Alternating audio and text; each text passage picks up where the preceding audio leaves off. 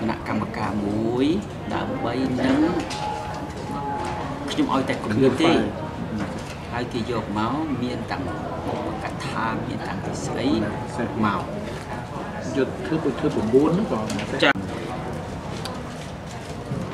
ហេតុអីបានជាយើងដូរពីព្រោះ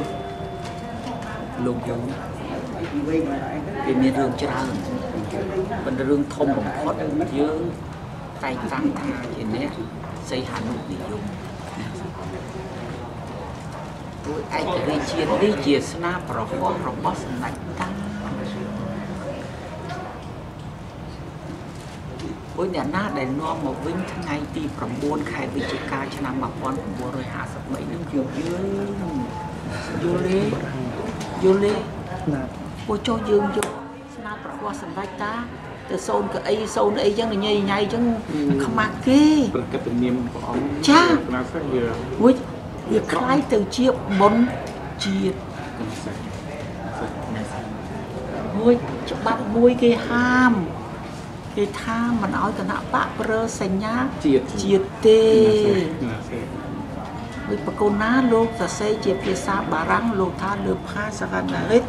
n'aurait pas dû prendre le monument de l'indépendance comme logo de son parti បកប្រែជាខេមរៈភាសាមកថាសម្ដេចកុម្ពែលោកមិនគួរយក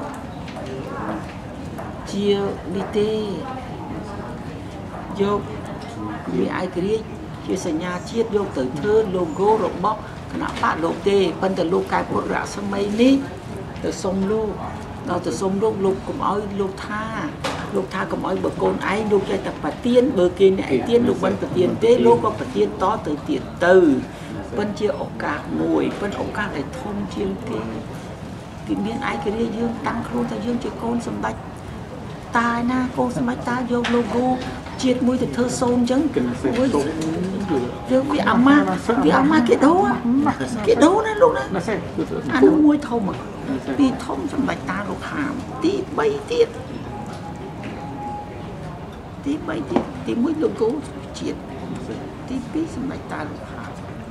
ឯករាជ្យជាតិលោកហាមកុំឲ្យយកយើងចេះតែយកមិនកាត់មួយទៅមានអាទី2មានអាទី3វិញទី3ព្រះគម្ពី